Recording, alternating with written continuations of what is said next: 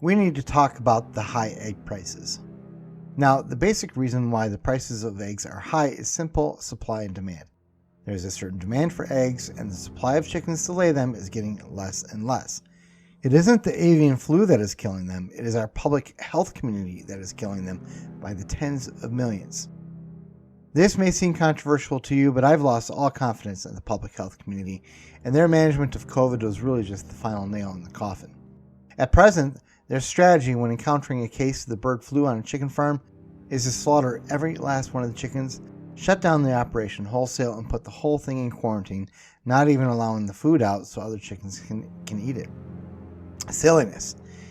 Antibiotic resistance occurs when you don't take the full course, and the little buggers that are the most resistant don't die. And it's these more robust, pesky cells that live to reproduce. So if you want to make invaders that resist treatment by antibiotics, the best way is to kill off the weak ones and leave the strong. That's basic.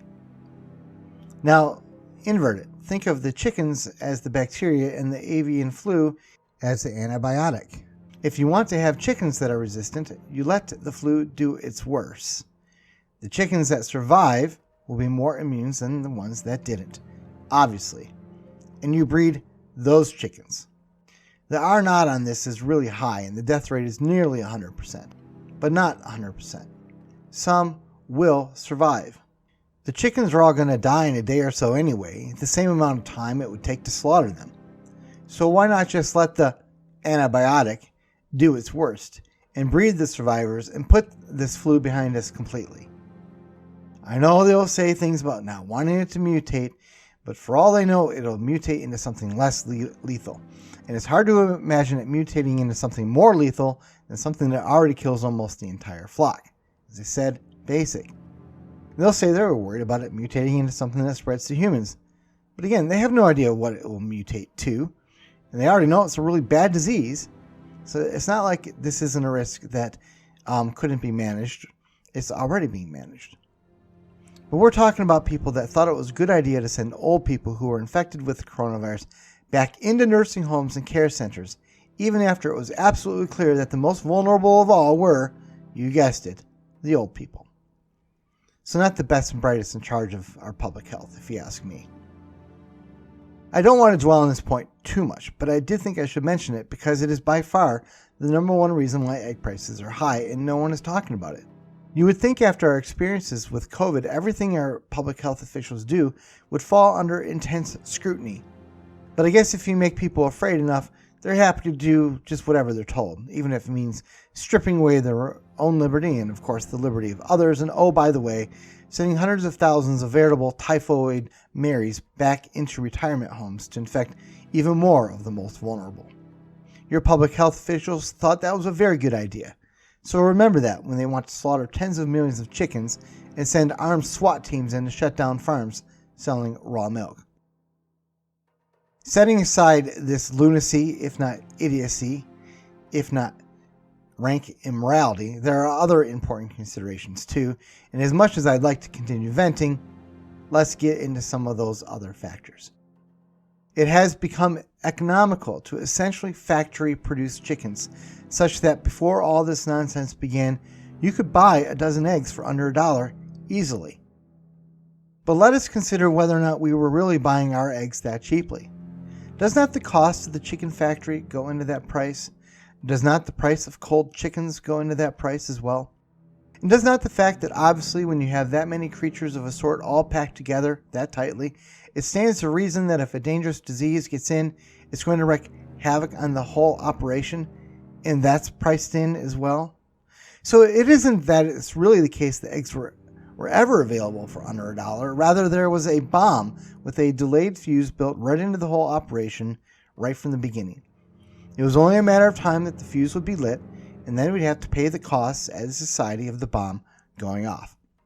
So really you have to consider the price of eggs as being the average of the price of eggs over, say, a 5 or 10 year period, as these bombs periodically go off, reducing the supply of egg-laying chickens without reducing the demand for them and jacking up the prices. And I don't know what that price would be. I mean, our family has only eaten store-bought eggs maybe 3 times in the last 5 or 6 years. but it probably works out to $3 or $4 a dozen, at least right now, depending on how many more tens of millions of egg-laying chickens are destroyed in the next year or so. And incidentally, $3 or $4 a dozen is what we're selling our eggs for right now. But we could not sell our much healthier small farm eggs for that price when the eggs were $1 in the store. The most we could ever get was $2 a dozen. Meanwhile, unlike with the factory chickens, my small flock lives a relative life of leisure, happily munching on bugs and table scraps and all kinds of plants and seeds. It is a bunch that is much more unlikely to fall prey to a supervirus, and is not at all likely to become the breeding ground of a new one. Not that this would stop our intrepid public health heroes from happily destroying my livelihood if my chickens had even the slightest sniffle. Now, as it happens, there are thousands of small farmers out there ready and willing to sell eggs to the public. But the public has been unwilling up until now to pay these small farmers what they need for it to be worthwhile.